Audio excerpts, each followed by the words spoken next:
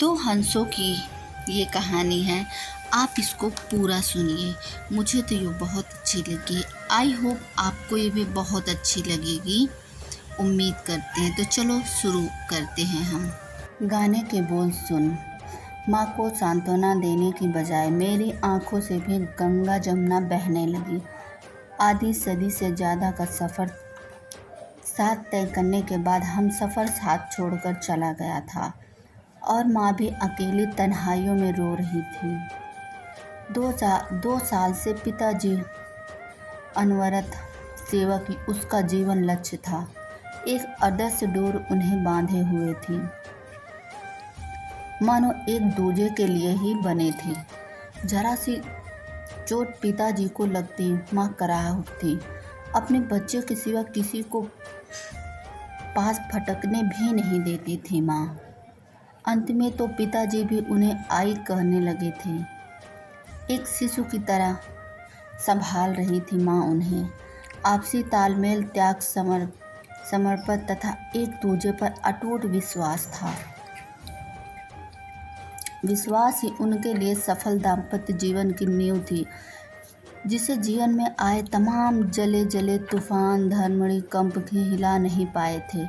बचपन के वो दिन याद है मुझे, जब पिताजी भारत सरकार की शिष्यवृत्ति पाकर उच्च शिक्षा के लिए पश्चिम जर्मनी गए थे।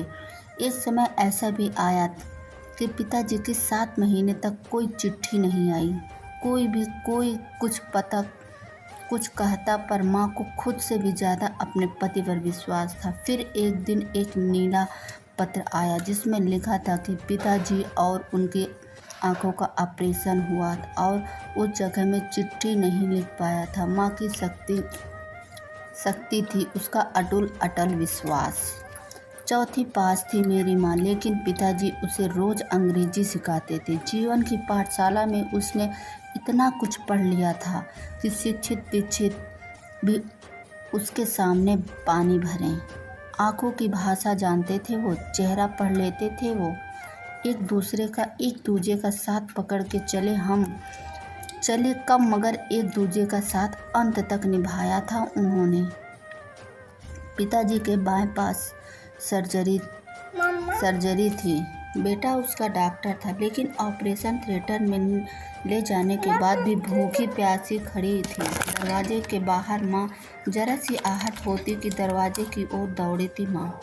ऑपरेशन सफलतापूर्वक हुआ। पिताजी को सकुशल देखा, तब जाकर उसने 2 घूंट पानी पिया। उसका जीवन सफर को देखकर समझ में आ चुका था उसके सफल दाम्पत्य जीवन का राज।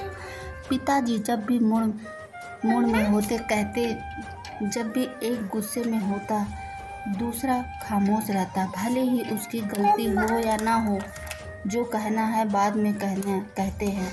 आग लगी थी, घी डालने तो क्या होगा। शायद यही था उनकी लंबी पारी का राज।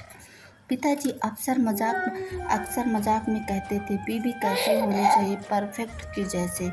उड़ते पन्नों की थामे रखने वाली माँ मन में मजबूत लेकिन शरीर से कमज़ोर थी। बाहर का काम पिताजी देखते थे। किराना सब्जी दवाइयों को लेकर बच्चों को किताब तक पिताजी ले आते थे। माँ घर का हर काम खुद करती थी, 6 बच्चों की परवरिश से लेकर पढ़ाई लिखाई।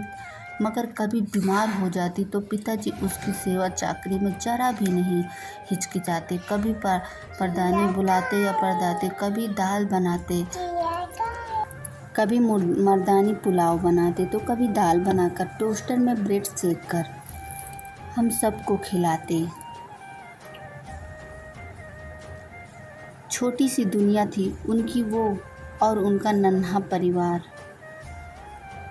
न दुनिया की परवाह थी उन्हें, न बेरहम। उस जमाने में मेरी माँ ना तो घूंघट निकालती थी, न अपने पति के साथ घूमने निकलने में शर्माती थी। उम्र के ढलान पर लड़ते झगड़ते रूठते मनाते थे एक दूजे को, मगर मजाल है कि कोई दूसरा उनकी आंखों पर उंगली उठाए। खुददारी थी जीती जागती तस्वीर थे वो, मानो 2 जिस्म एक जान। और अचानक एक तारा टूट जाए तो माँ का बुरा हाल था।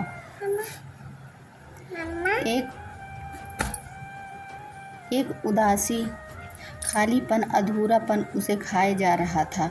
सफ़र का सारा जोश, उत्साह मानो हवा हो चुका था और वो खुद को ढोए जा रही थी कोल्हू के बैल की तरह, अजमनी सी, थकी सी, बुझी सी। ये स्टोरी कैसी लगी? अगर अच्छी लगी हो तो please like share and subscribe. तब तक के लिए